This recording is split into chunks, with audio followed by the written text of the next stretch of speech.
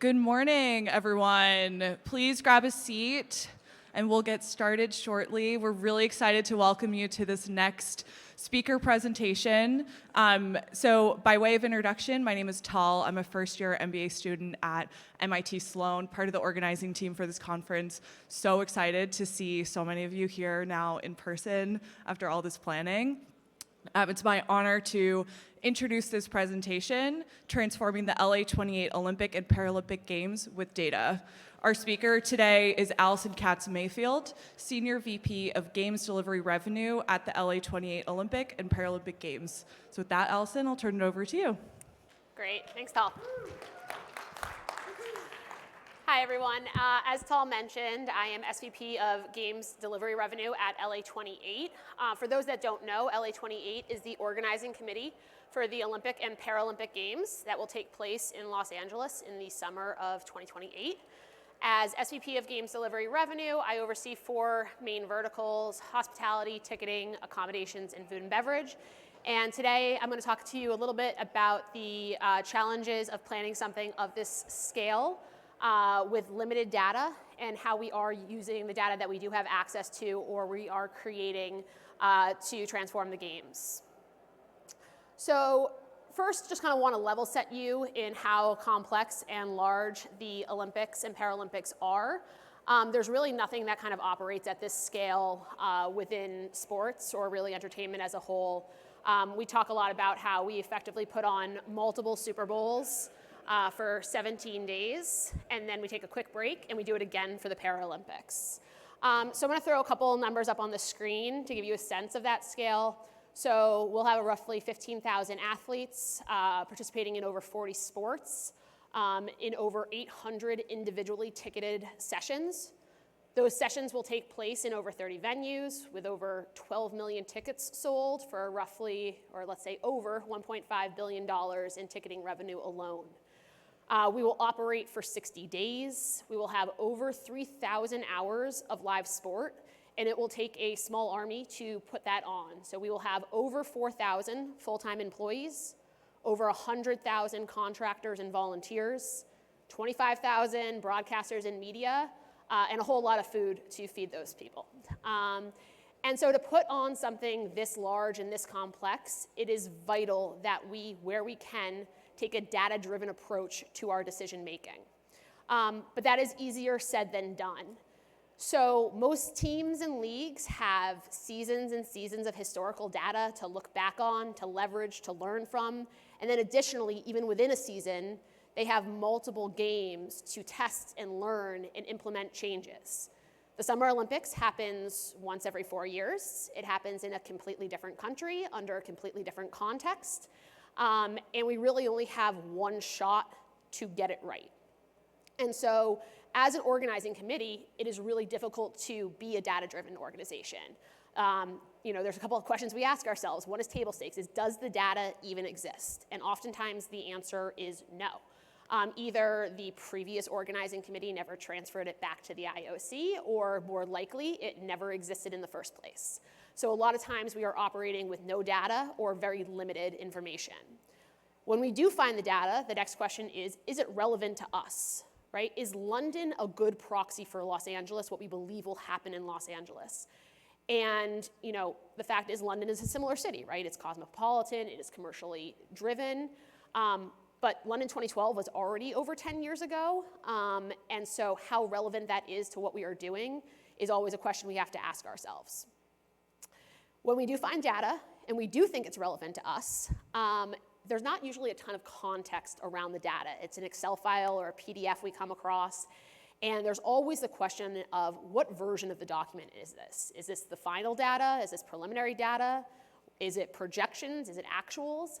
And that really ties to the last piece here, which is finding multiple files of similar data that don't match each other and trying to figure out what is the source of truth. And so, these are all kind of our hurdles, but there are places where we are making inroads and using data to work for us. And a couple of those areas are, more traditional areas like ticketing and hospitality, maybe less traditional areas like how are we managing our hotels. Additionally, our sport program, how are we assessing the trade-offs between different sports? And then I don't think we're going to have time to get to it today, but we're also obviously using it from a fan engagement perspective. So as we jump into ticketing and hospitality as one of the examples, when I got to LA28, one of the first projects I worked on was hospitality. And very quickly we realized that the hospitality model that existed in the Olympic Games was outdated and inefficient. We had a vision that there could be a global hospitality model that went across multiple games, all concentrated under one partner. But we had to convince the IOC, the International Olympic Committee, that there was value there and also that it was just possible. And so we used historical data as well as some of our own data to build what we called an allocation waterfall. Effectively what it did is it showed the IOC that there was a sufficient number of tickets out there to meet contractual obligations to our stakeholders, to provide robust access to the public, but also provide high quality, high value tickets to a hospitality partner to drive value. And ultimately, this was all data, by the way, that the IOC had access to in some form or fashion and had never been able to create what we created. Not because it was overly complex, but because they hadn't really taken the time to dig in. And so effectively what we did to determine what allocations could be possible to drive partnership value with a hospitality partner was we took a mix of historical data as well as LA28 models and data. So kind of starting in the middle here were our venue manifests. We were actually in an advantageous position where a lot of our venues already exist. That's oftentimes not the case in the Olympics, which creates its own complexity. But those venue manifests were for that venue as it operates on a normal day-to-day basis, right? So if we're using a venue that normally hosts concerts or basketball, and now we're using it for gymnastics, that manifest is not going to look the same. So we worked closely with our venues and infrastructure team to understand what does the overlay for the field of play look like, how many kills are associated with that, and out of that comes our LA28 specific manifest for that specific venue, for the specific discipline or sport that's taking place there. The next thing is we did actually come across historical data. So we had good allocation data for London and Rio. And this was allocation data that showed how many tickets went to each type of stakeholder for every session across every price point. But again, venues are very different from games to games, and so what we noticed was that while the absolute number of tickets allocated changed significantly from games to games, those allocations, those tickets as a percentage of saleable capacity actually remained somewhat consistent. So that gave us some guidelines into, okay, let's see if we can get to our saleable capacity number. The biggest driver in the Olympics of getting from net capacity to saleable capacity is seats that are held for accredited individuals. It is a large group, and it is something that, again, when we looked at the data, did not change significantly from games to games. And this is an area actually where we were able to use more recent data with Tokyo. And that may be surprising, knowing that Tokyo was a COVID Games, and ticketing obviously looked very different for that Games. But the fact is that by the time COVID came, most of the work around accreditations was complete. And so we felt really comfortable using that data. And so using kind of those historical accreditations against the saleable capacity, we were able to get to what we called, again, our allocation waterfall, which really let us understand and show the IOC, here's how we allocate the tickets to the public, here's how and what we can allocate to our stakeholders, and here's what's left over that provides real value to a hospitality partner and ultimately led us to a really exciting deal with our current partner On Location. So the next area I want to talk about is accommodations. You guys might think hotels and be like, okay, great, how are you using data with hotels?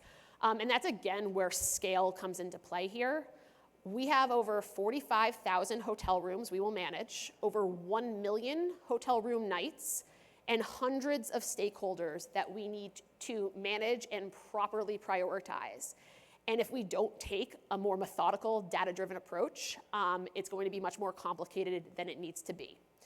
And so while there are a number of areas in accommodations that we are using data, the one I'm going to talk today is about how we are determining where we put stakeholders.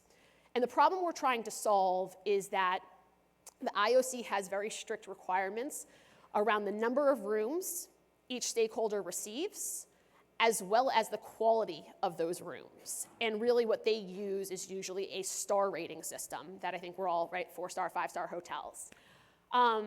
The complexity in the US is that star rating is not something that's regulated. So in a place like France, star rating is done by the government, and there are very strict requirements for each thing. In the US, there's kind of two systems. One is a self-grading system, right? I decide I'm a 5-star hotel, and that's what I am. And then there's also more of a pay-for-play, where there are companies that allow you to buy in and be part of their star rating system. And LA28 and the IOC really didn't feel comfortable using either of those as representative of our system. And so what we did is we decided to go out and create our own star rating. And so this was not data that existed. This was not a data set that we could go out and purchase. And so we decided to go out and we surveyed hotels. We collected data from online sources. We really did a lot of our own research. And we collected data on over 50 attributes across 7 categories listed up here. So for something like food and beverage, it could be, is there a restaurant in the hotel? How many restaurants? Is there room service? For something like recreation, is there a fitness center? Is there a pool? What type of pool is it? And so after we had collected all the data, we then had to figure out, how do we actually analyze this? How do we take all of this information we now have and turn it into something actionable for ourselves? And the first thing we noticed when we went in and started looking at the data was that many hotels actually had the same basic attributes. And so we realized pretty quickly we were going to really need to focus our efforts on where there was clear differentiation across hotels. And we identified 3 categories where we saw that was the most prevalent, and that was concierge, food and beverage, as well as recreation. Even within those, there was a ton of attributes, so we further narrowed it down and really decided to focus on 13 attributes and services that we felt were clear stay differentiators. So again, that could be something like resort pool versus regular pool versus no pool. It could be valet parking versus self-parking. It could be front desk only versus front desk and a concierge desk.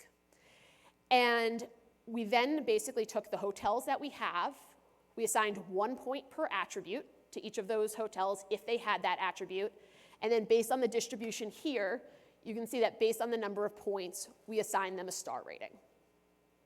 Now this may not seem kind of like revolutionary data work, especially in the sports industry these days, but it has been vital for us to ensure that we are meeting stakeholders' expectations, that we are reserving premium inventory for our hospitality program, and that we are preemptively managing the IOC's questions and concerns around the inventory we have and the quality of that inventory. So the third example that I'm going to go through is our sport program. And this is something that is really uniquely Olympic. We have the ability, or every organizing committee has the ability, to add new sports to our games program. Now, these are sports that are not part of our core sport program, although they may have been in the games previously. I'll also stress that while LA28 is not required to add any sports at all, we are currently exploring 9 potential new sports that we believe can drive value for LA28 and for the movement as a whole. I would say historically, organizing committees have been a bit more art, a little less science when it comes to this process. They've focused a lot on kind of the popularity within the host country and maybe some simple ROI around just high-level revenue versus costs. In our efforts to be a more data-driven organization, we have taken a bit more of a robust approach here, where we're really first trying to focus on how do we define that value and what value means, and then how do we measure it. So there's been a ton of work done on this over 50 different metrics, but they really boil down to a handful of themes or categories. So the first thing we look at is around cost and complexity. So how complex is it going to be to deliver this new sport in our games? Additionally, what is the cost of delivering this sport for the Olympics? And that's a multifaceted question. We need to understand what infrastructure is required to put that sport on. We need to understand the costs of that infrastructure. And we need to understand what other operational costs we may incur or other indirect costs. We also need to understand from a complexity perspective, how does it impact our competition schedule? How does it impact our need for training venues? How does it impact the needs of athletes and our technical officials? And then based on those pieces, we can score them where our goal here is to maintain our overall Olympic athlete quota of 10,500 athletes, and also, let's call it at a minimum, a neutral result for our program economics. The next piece is best athletes and athlete safety. So the Olympics is really the pinnacle of sport competition, no offense to any other sports in the room, but it is vital that we maintain that in any new sport we add. And so that means that we need to ensure that the top-ranked athletes for these sports will participate in our games. Additionally, athlete health and safety is paramount to our games, and so we need to understand, is the sport safe, right? What are the injury rates for athletes in these sports? And what is the existence or potentially lack thereof of health and safety guidelines? And these questions and requirements lead to us really scoring and rewarding sports that, one, ensure that the best athletes will perform and will participate in our games, and that we can maintain the mental and physical well-being of those athletes. The third one is popularity and host country interest. This one, a little bit more straightforward, right? Is it popular in the US? Is it popular globally? Now, being popular in the US alone does not make a winning proposal. We are very focused on ensuring that we are engaging and interesting our fans in the US, but we need to balance that with recognizing that we have a global audience to engage with and a global fan base to grow. And so as we look at this and as we look to measure, we're looking at things like digital engagement for the sport. We're looking at TV consumption for world championships. We're looking for press coverage. We're also looking at ticketing and hospitality revenue opportunities, as well as the impact to broadcast and general fan engagement. The fourth is around uniqueness, universality, gender equality, and relevance for youth. It is a bit of a mouthful, but effectively what we are looking for is a sport that is going to excite and engage a young global audience while demonstrating that sport is for all. And it is a key tenet for LA28 that we hit 50% female participation across the games. It's really important for us from an equity standpoint. And so what are some of the metrics that we're looking at?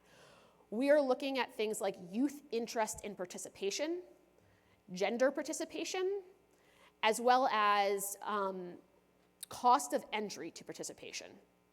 And with those data points, we're able to measure each sport to understand how globally prevalent and accessible the sport is, how well the sport supports DEI, and how the sport resonates with youth. The fifth one is around integrity and fairness. It is vital that we protect clean athletes. And so what we are looking at is the existence of and compliance with the process for technical officials, referees, judges, and really the code of conduct and ethics for everyone that is involved in and touches that sport.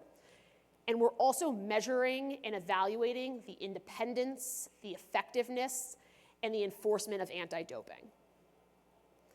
And then lastly is environmental sustainability. So it is really important to us that we protect and enhance the environment and foster long-term sustainability. So at its core, we have to ask ourselves, is this sport sustainable? And that's looking at the impact of the carbon footprint. energy usage, water usage. And candidly, the thing that drives a huge chunk of this is whether or not we have to build a temporary venue for this sport, or if we can leverage a venue that already exists. And so we are in the process right now of using all of these criteria to understand what new sports we may add into the games, and we will be in a place by the end of this year to announce our overall sport program. As expected, we're not going to have time to get into fan engagement, but kind of skipping ahead, looking at the games, there is nothing that, again, operates at this scale or complexity in sports, and so it is vital that we use data, even when it's not easy or easily available. And, at the end of the day, right, the World Cup is just one of our events, and so you realize just how large this is. And so we're using data, like we've shown today, across numerous verticals, some more traditional like ticketing and fan engagement, some less traditional like hotels. And while some of this may not seem, again, like a revolutionary use of data, I can promise you that within the movement, it is. Most of these are firsts within the Olympics.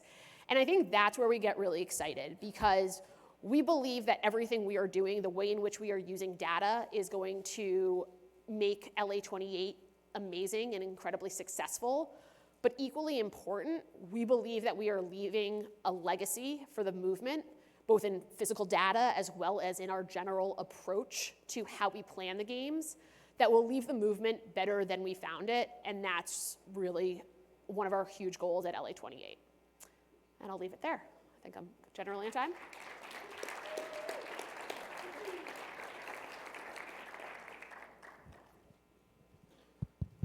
Great. If you have questions, please raise your hand and Allison will call on you. Sure. Yeah, thank you for that. You mentioned legacy at the end. That was going to be my question. There was a through line kind of with all the research and data that you're doing. Could you just speak briefly to what the legacy plan would be from like a facility, even all the things you're talking about, the legacy plan for LA2028? Yeah, so I think from a data perspective, and the one area it's not up there anymore, but the one area I didn't get into around fan engagement is our collection and our understanding of our fans, both domestically in the US, but also more broadly. Our goal is to leave a really robust fan database that Team USA will be able to leverage into the future. As it comes to any facilities, we consider ourselves a no permanent builds game. But we are always looking at opportunities of where we can make joint investments to figure out ways to leave Los Angeles better than we found it. We're also doing a lot of investment in youth sports in Los Angeles, both for youth Olympic, or rather adaptive sports and non-adaptive sports. Does that answer the question, Jen? Yeah.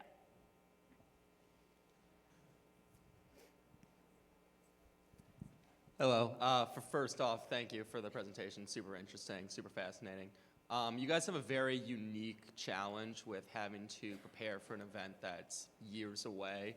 I'm just curious, how do you guys handle the variability that can happen inside the data, considering a lot can change between now and 2028? Look, it's a huge reason why we are trying to be much more data-driven, is because of how many unknowns we have. We can only plan for what we know at the time we know, and try to identify where we think there are risks. We're also constantly updating our revenue assumptions, our cost assumptions, right? We've just gone through a pretty wild inflationary period, so understanding the impact that that has to the cost of construction and other materials we're going to use. We're also trying to understand, how do we plan for ticketing when we're still determining exactly how many seats we're going to have available. So it's really, that's part of the reason we want to ground ourselves in the data. And then just know that it's going to be a constant process. We're also trying not to get too far ahead of ourselves on certain things, right? We want to do things quickly. We want to get certainty over things, but we also don't know what we don't know right now. And so we're not going to do things faster or earlier just to do them faster or earlier. We're going to try to be strategic about when we do things, so we're doing it with as much certainty as possible, but also with as much lead time to leverage as much of the market as we can. Does the IOC have any plans to do more data collection, or will you, as LA28, take the initiative to do like post-game surveys or just like post-event surveys when the time comes, or what's that going to look like? Yeah, so I think what's great, I think the IOC absolutely recognizes the importance of data. They are sometimes in a difficult position where not every organizing committee is as focused on it, and there's only so much the IOC can do in certain circumstances. But one of the things you talked about is really interesting, which is like post-game surveys. Right? We no longer exist after the games, which is, it's a unique way to build a business. We are all getting fired on the same day, kind of.